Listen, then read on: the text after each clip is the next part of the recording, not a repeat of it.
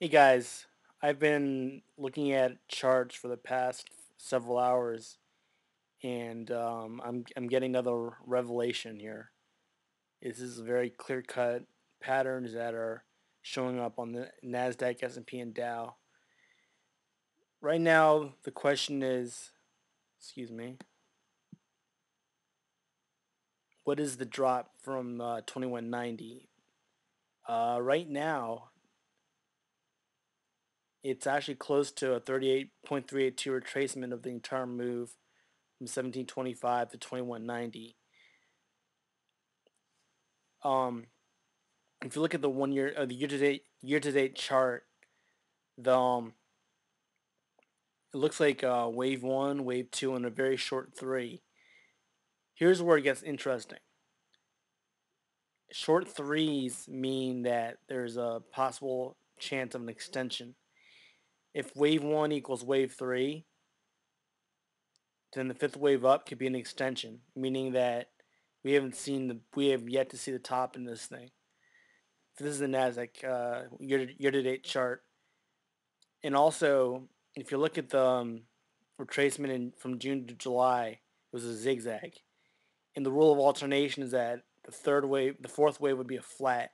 And so far, it's A, B, C. Like past month, starting in September, the peak of September, looks like A, B, C, and a flat. So if this is wave one, this is wave two, this is wave three, then we're in a wave four. These are approximately wave one and wave three are approximately equal length to each other. So the absolute most insane bullish scenario, guys, is that we hold 2000 to 2012, or exactly 2012 in the Nasdaq, rally back over 2190, and form an extension fifth wave. The extension fifth wave targets I have, if it's equal length to wave one plus wave three, would be 3000, and if it's 1.618 times wave one plus wave three, 3500. Of course, this is the absolute most insane bullish scenario possible, but I have to mention this because the charts are really clear. But of course, we need to hold 2000 in the we need to hold 2000 in the Nasdaq. The reason why I extended the size of the chart to show the RSI is the fact that the RSI is actually approaching March of this year's levels, which is the bottom, which is insane, because this is just a small drop of about 150 points from the Nasdaq. If it dropped down to 2000, that would be about a 10% correction. But in the RSI, it's exactly like I said, it's near the March lows, and that's insane. That shouldn't be like that, because that means we're extremely oversold. When the RSI is like matching the March levels, which could probably happen on Monday, I bet you we gap down on Monday, and there's a lot of fear the VIX could shoot up to like 38 or 40. But if we get a big fear-filled Monday, that'd be great, because we need to test 2000 in the Nasdaq.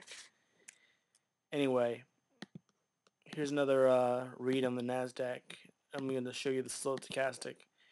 Here's I make a lot of bottom calls. Like, I've made a lot of great bottom calls in the past decade since I've been trading and doing Elliott wave analysis.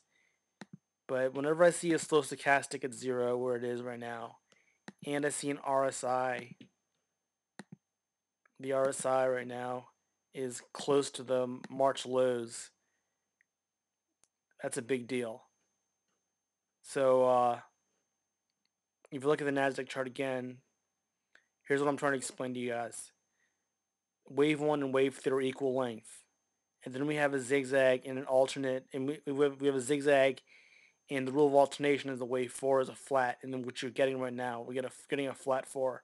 Wave one equals wave three, and if wave four holds at 2000 to 2012, and then rallies back over 2200, we can get a huge, massive, insane rally. I'm talking Nasdaq 3000, 3500, like I said. But we need to hold 2000 in the Nasdaq and rally back over 2200. But we have a VIX that's really high right now. I mean, comparatively, the VIX shot up 25% today, and it's approaching the June, July highs. We need to spike up on Monday or Monday to Tuesday to get that VIX really high in the upper 30s. The S&P has a similar chart for the Nasdaq. This will be wave 1. Wave 2 is a zigzag, and wave 3, this is wave 3, and then wave 4 is a flat. So far, A, B, C flat. The S&P needs to hold 1,000 to 1012. If it can hold that and rally back over 1100, it can be an extension, fifth wave up. Two targets I have is about 1430 and 1700 in the S&P. That's pretty insane, I know. But if you look at the RSI, it's approaching the July lows, and if it drops, if we get a really nasty Monday, we could drop down to near the March lows, the RSI. The slow stochastic is 0. Let me show you that. 0. Near 0. Slow stochastic is 0, near 0, and RSI is approaching the March levels. These are pretty much I use RSI slow stochastic for some bizarre reason. It just works. RSI plus slow stochastic plus Elliott wave. Anyway, the Dow. This would be wave 1, wave 2 zigzag, wave 3, and then a flat 4. The Dow needs to hold 9,400 and 9,500 and rally back over 10,150. The extension fifth wave target I have is around 14,000 to 15,000.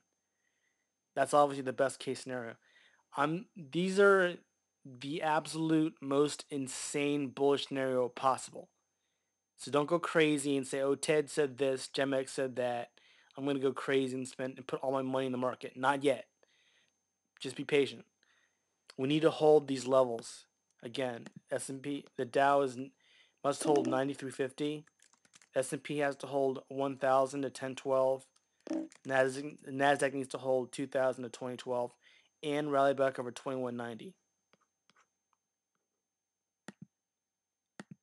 Again, don't go crazy, but this is such a clear cut. I mean, it's 3:30 in the morning, and I'm just like having the revelation of the charts of, wow, this could be a possible scenario. Extension fifth wave, wow, that'd be insane. That's a wrap.